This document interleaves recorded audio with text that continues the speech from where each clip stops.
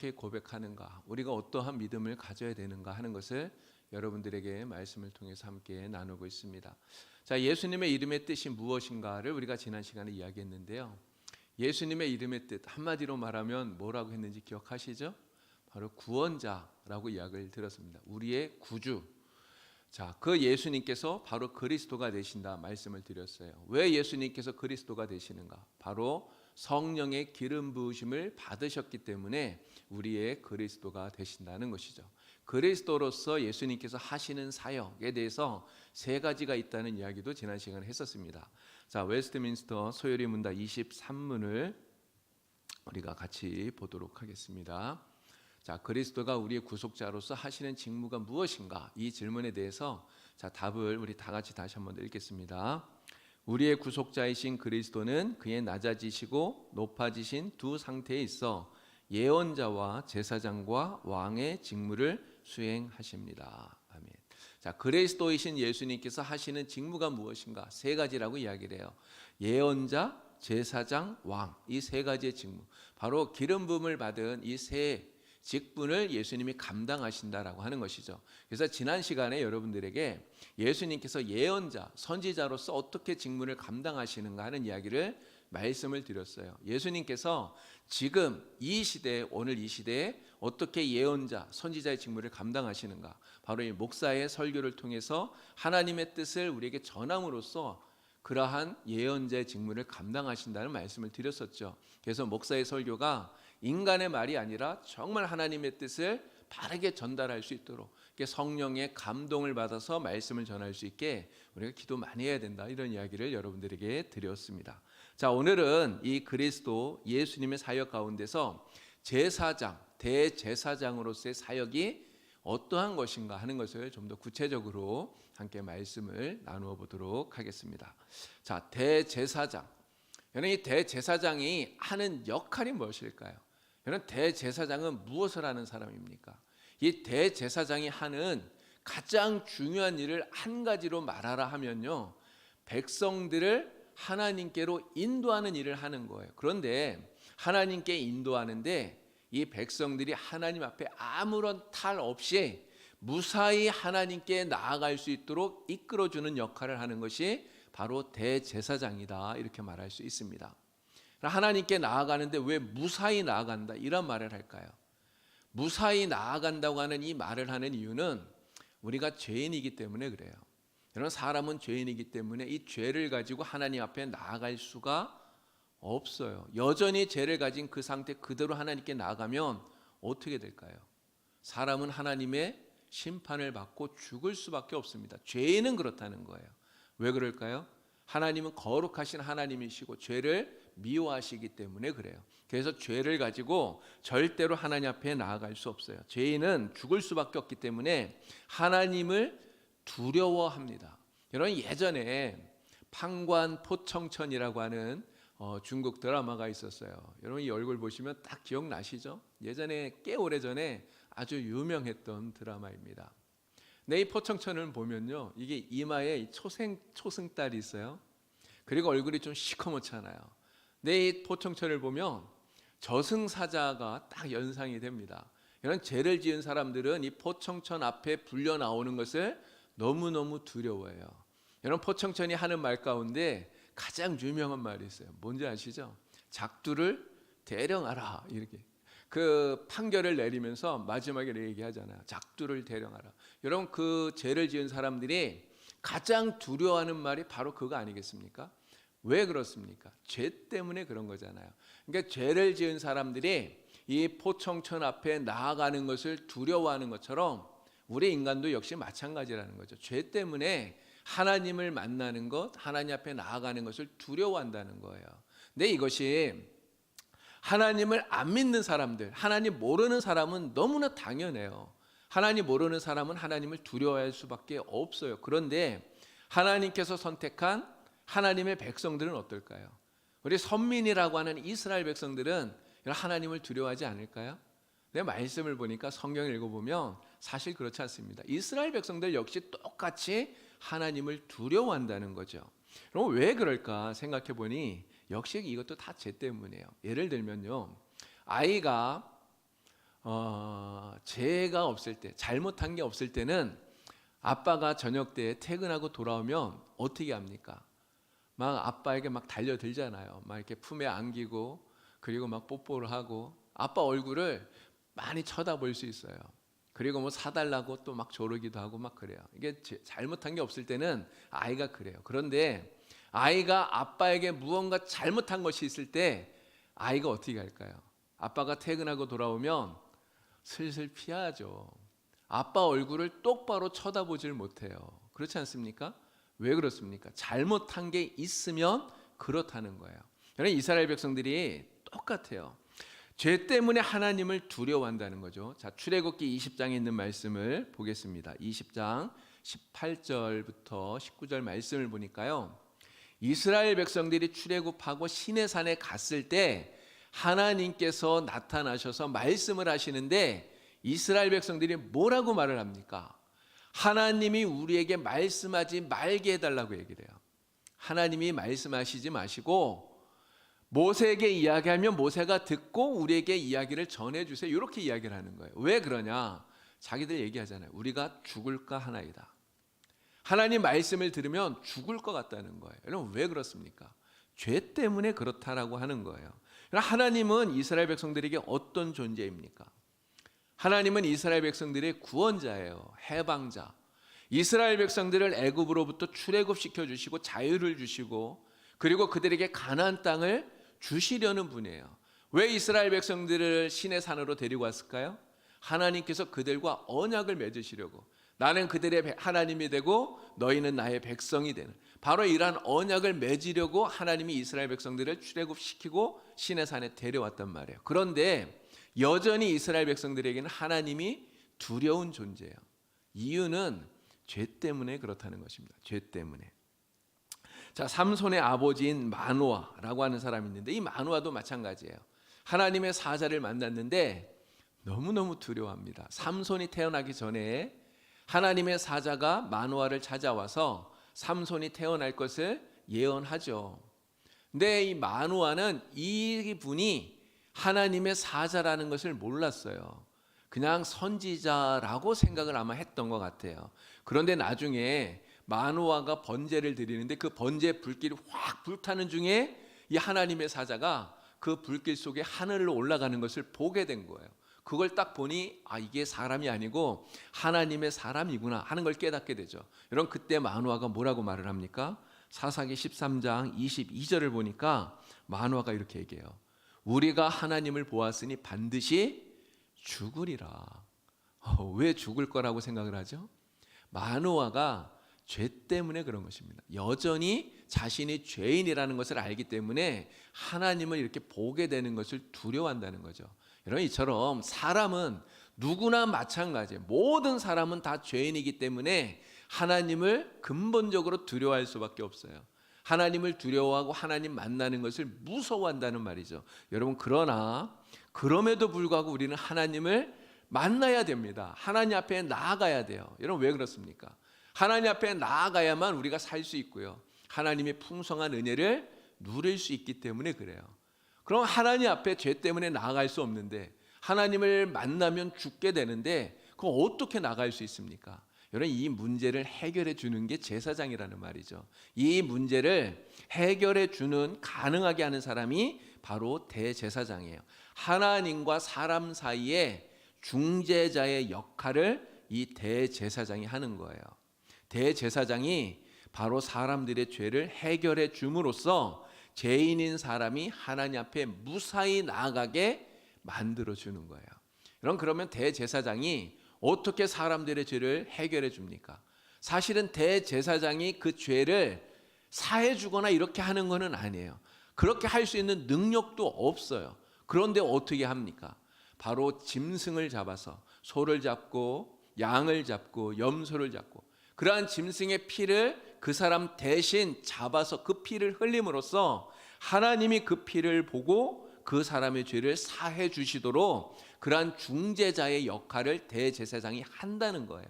그래서 그렇게 하나님께 제사함을 받은 사람들이 무사히 하나님 앞에 나아갈 수 있게 만들어주는 역할을 대제사장이 하는 것이죠. 자, 히브리서에서는 바로 우리 주님 예수 그리스도 주님께서 대제사장이시다 이렇게 이야기를 합니다. 자, 히브리서 4장 14절 말씀 우리 같이 읽어볼까요? 다 같이 읽겠습니다. 그러므로 우리에게 큰 대제사장이 계시니 승천하시니 곧 하나님의 아들 예수시라. 우리가 믿는 도리를 굳게 잡을지어다. 아멘. 우리에게 있는 큰 대제사장 누구라고요?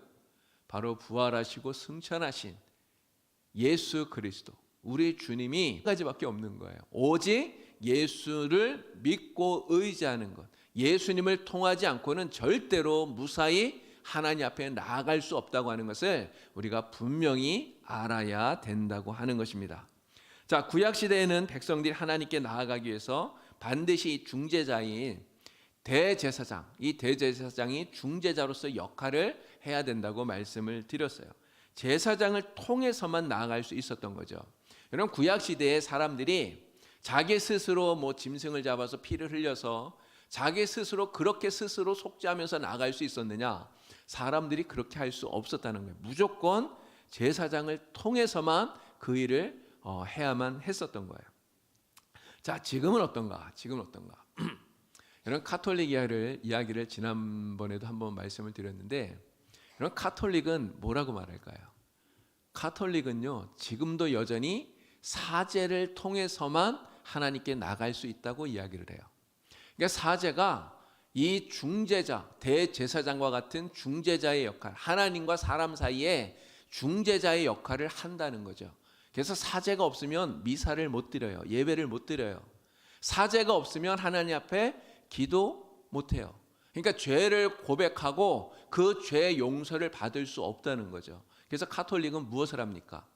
고해성사라는 것을 해요. 신부에게 죄를 고백하는 거예요. 그러면 그 신부가 그 죄를 듣고 그 사람의 죄를 사해 주는 그러한 선포를 합니다. 이러한 중보자, 제사장 역할을 하는 사제가 지금도 필요하다는 거죠. 네, 여러분 깊이 생각해야 됩니다. 예수님께서 우리의 대제사장이 되셔서 하나님과 우리 사이에 중재자가 되어 주시는데 지금도 여전히 이러한 인간 중재자가 필요한가 하는 거예요. 여러분, 필요할까요? 있어야 될까요? 사실은 필요하지 않아요.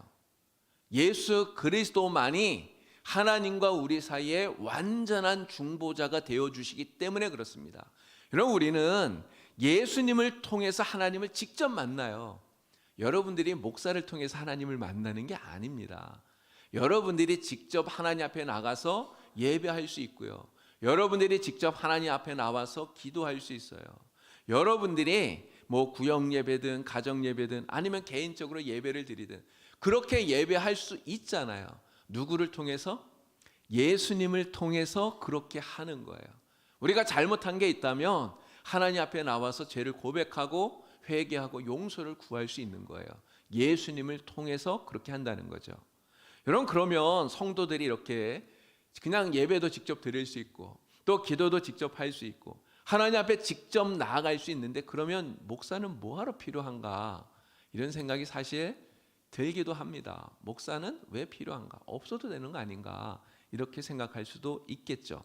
근데 이 목사는 하나님께서 우리 교회 공동체의 유익을 위해서 세워주신 직분이에요. 이게 목사는 하나의 직분인 것이죠.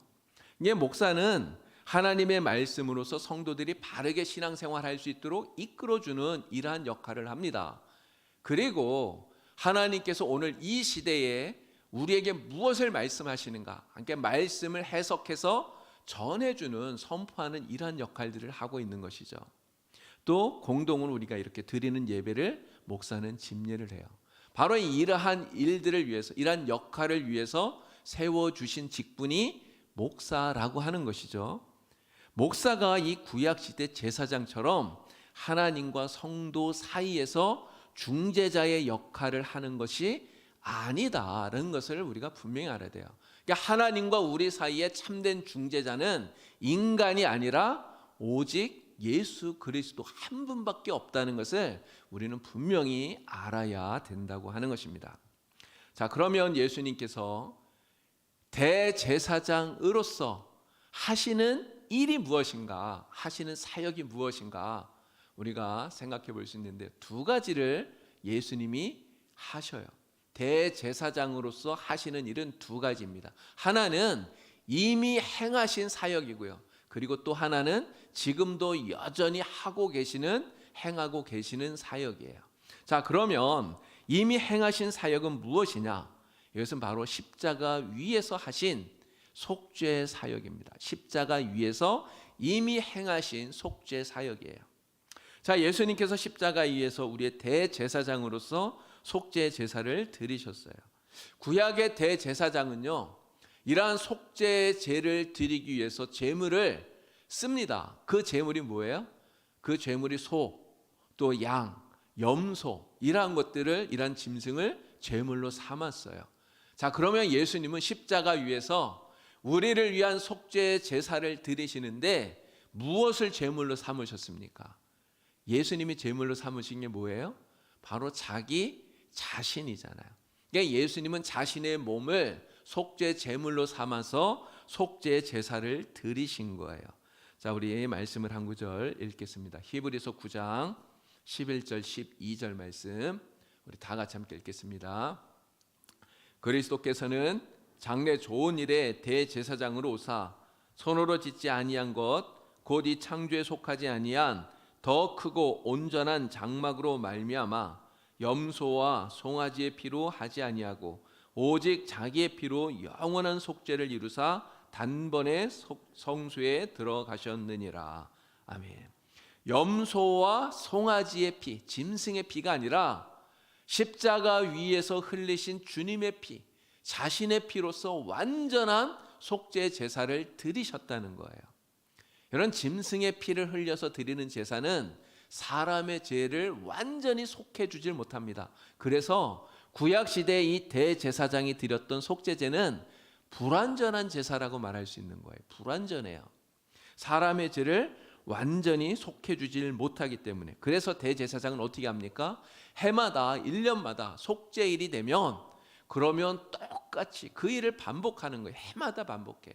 짐승의 피를 잡아서 자신의 죄를 속하고 또 백성들의 죄를 속하고 이 일을 해마다 반복해야만 되는 거예요. 자, 그런데 예수님께서 자신의 몸을 제물로 삼아서 드리는 이 속죄 제사는 완전한 제사예요. 완전한 제사. 예수님께서 대제사장으로서 자신의 몸을 제물로 삼아 자신의 피를 흘려서 완전한 속죄, 영원한 속죄를 단번에 이루셨다라고 하는 것이죠.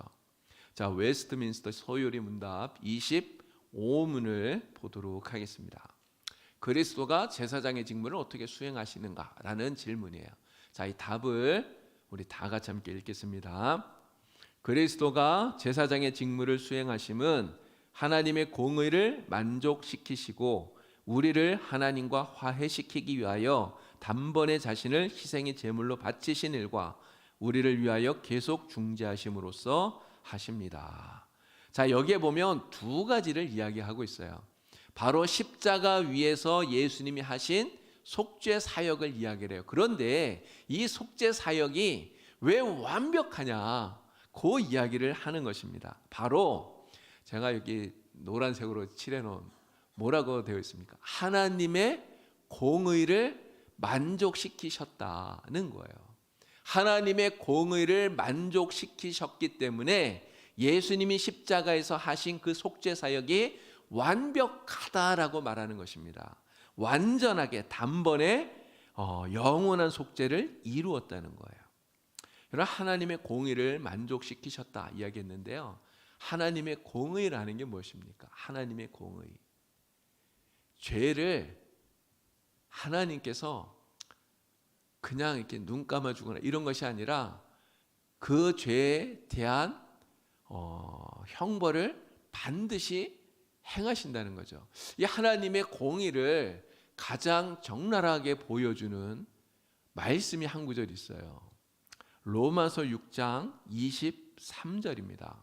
자, 이 말씀을 우리 같이 읽어볼까요?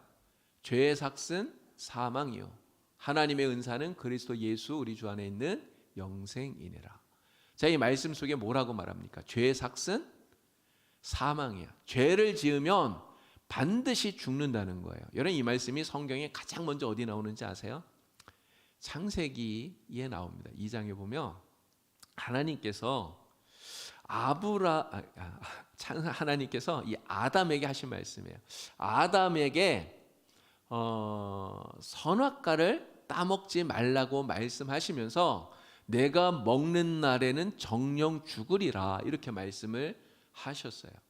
여러분, 선악과가 무엇입니까? 뭐 어떤 사람은 선악과를 사과라고 이렇게 얘기하는 사람도 있더라고요. 근데 뭐 사과든 무엇이든 이게 중요한 게 아니에요. 그럼 뭐 선악과가 황금으로 사실 만들어진 것도 아니잖아요. 그런데 하나님께서 그 선악과를 따먹으면 반드시 죽으리라, 정령 죽으리라, 이렇게 얘기하셔요. 아니, 도대체 그게 무슨 대단한 과일이라고 그걸 먹으면 죽는다, 이렇게 말씀하시나, 너무하시는 거 아닌가, 이런 생각도 들지만 사실 이 과일 하나를 따먹은 이걸 이야기하는 게 아닙니다. 하나님의 말씀을 어기고 죄를 범했다는 거예요. 근데 이 죄를 범함이 우리에게 주는 의미가 무엇입니까? 하나님은 거룩하신 분이에요. 죄를 미워하시잖아요. 하나님은 죄가 하나도 없으신 분이에요. 결국 죄를 짓는다는 이야기는 하나님에게서 분리되는 거예요. 하나님에게서 떨어지게 되는 것이죠. 하나님에게서 분리되어지고 떨어진다는 이 사실 자체가 바로 영원한 죽음을 의미하는 것이죠. 영원히 죽을 수밖에 없는 존재가 되고 만다고 하는 거예요. 바로 그래서 죄의 결과, 죄의 삭은 사망이요. 바로 이것이 하나님의 공의를 나타내요. 바로 이 하나님의 공의를 하나님은 실현하려고 하시는 거예요. 자, 그런데 구약 시대는요, 죄를 지은 사람을 죽이지 않고 그 사람 대신 누가 죽었습니까? 짐승이 대신 죽었어요. 짐승이. 아담이 선악과를 따먹고 범죄했는데 그때도 마찬가지였잖아요. 아담이 죽은 게 아니라 양이 죽었어요. 그런데 문제는 이렇게 짐승이 죽는 것으로는 반드시 죽으리라, 정령 죽으리라 하신 이 하나님의 공의가 만족되어지질 않는다는 거예요. 하나님께서는요, 대신 죽은 이 짐승의 피를 보시고 영원한 이 하나님의 죽음의 형벌을 그냥 잠시 유보해 주시는 거예요. 참아 주시는 거예요. 그래서 해마다 짐승의 피를 흘려서 또다시 속죄제를 드리고, 이걸 반복했어야만 된다고 하는 거죠. 자, 그런데 예수님께서 오셔서 십자가 위에서 우리의 죄를 대신 짊어지시고 예수님이 죽으셨어요. 그러니까 우리가 받아야 될 죄를 예수님이 대신 받으신 것입니다. 우리가 받아야 될 이 형벌을 예수님이 받으시고 대신 죽으신 거예요. 바로 예수님이 흘리신 이 피, 이 죽음을 보시고 반드시 죽으리라 하신 이 하나님의 공의가 만족되었다는 거예요. 실현되었다라고 하는 것입니다. 여러분, 어떻게 예수님의 죽음이 반드시 죽으리라 하신 하나님의 공의를 만족시킬 수 있었을까요? 그 이유는 예수님은 아무런 죄가 없으신 분이기 때문에 그래요. 여러분, 죄인이 죄인을 대신해서 죽을 수 없습니다. 예를 들어서 내가 감옥에 지금 죄를 짓고 갇혀 있는데 같이 갇혀 있는 누군가 불쌍해서 내가 저 사람 죄에 내가 대신 내가 저 사람 죄까지 내가 짊어지고 내가 더 감옥살이 할게요, 이렇게 얘기한다고 여러분 그렇게 할 수 있는 게 아니잖아요. 그러니까 죄인이 죄인을 대신해서 죽을 수 없어요. 그런데 예수님은 아무런 죄가 없으신 분이신데 그 죄 없으신 예수님이 우리의 죄를 짊어지시고 죽으신 거예요. 그래서 정령 그 죄값으로 죽으리라 한 하나님의 공의가 완전하게 실현되어졌다는 거죠. 이렇게 예수님께서 십자가 죽음으로 하나님의 공의를 만족시키셨기 때문에 오늘 우리는 예수님을 믿고 의지하기만 하면 주님의 그 은혜로 말미암아 하나님 앞에 아무런 두려움 없이 정말 무사히 나아갈 수 있다는 거예요. 나아가기만 하는 것이 아니라 하나님의 은혜를 충만하게 누릴 수 있게 되었다는 거죠. 저와 그것을 이야기하는 성경 구절이 있습니다. 히브리서 4장 14절 16절 말씀이에요. 우리 이 말씀을 또 같이 읽겠습니다. 그러므로 우리에게 큰 대제사장이 계시니 승천하시니 곧 하나님의 아들 예수시라. 우리가 믿는 도리를 굳게 잡을지어다. 그러므로 우리는 긍휼하심을 받고 때를 따라 돕는 은혜를 얻기 위하여 은혜의 보좌 앞에 담대히 나아갈 것이니라. 아멘. 예수님께서 십자가에서 우리를 대신해서 죽으신 이 속죄 사역 때문에 여러분 우리가 누리는 은혜가 있습니다. 바로 은혜의 보좌에 나아갈 수 있다는 거예요. 여러분 은혜의 보좌가 누구의 보좌입니까? 바로 하나님의 보좌예요. 그러니까 하나님 앞에 나아갈 수 있어요. 그래서 나아가서 때를 따라 돕는 하나님의 은혜를 우리가 받을 수 있게 되었다는 거예요. 누구 때문에요?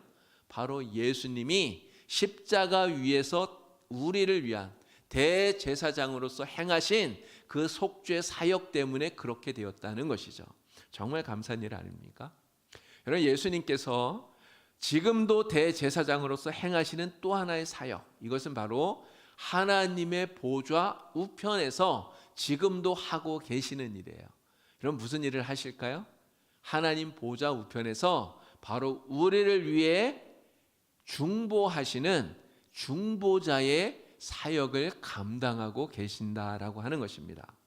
아까 웨스트민스터 소요리 문답 25번을 보았는데 그 부분에 뭐라고 되어 있냐면 우리를 위해서 계속 중재하심으로써 제사장 직무를 감당하신다, 이렇게 이야기를 해요. 아래쪽에 있는 부분입니다. 자, 성경 말씀 두 구절을 같이 또 보겠습니다. 히브리서 7장 25절하고 로마서 8장 34절인데요. 자, 이 말씀을 같이 쭉 읽어보겠습니다. 그러므로 자기를 힘입어 하나님께 나아가는 자들을 온전히 구원할 수 있으니 이는 그가 항상 살아계셔서 그들을 위하여 간구하심이라.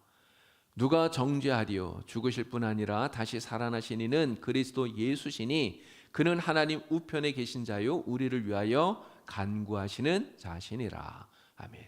이 두 말씀 구절에서 공통적으로 예수님이 하신다고 하는 일이 있어요. 우리를 위해서 무엇을 하신다 그래요? 간구하고 계신대요. 간구. 이런 간구가 무엇입니까? 기도하는 거잖아요. 그러니까 예수님께서 하나님 보좌 우편에서 우리를 위해서 지금도 여전히 기도하고 계신다라고 말하는 것입니다.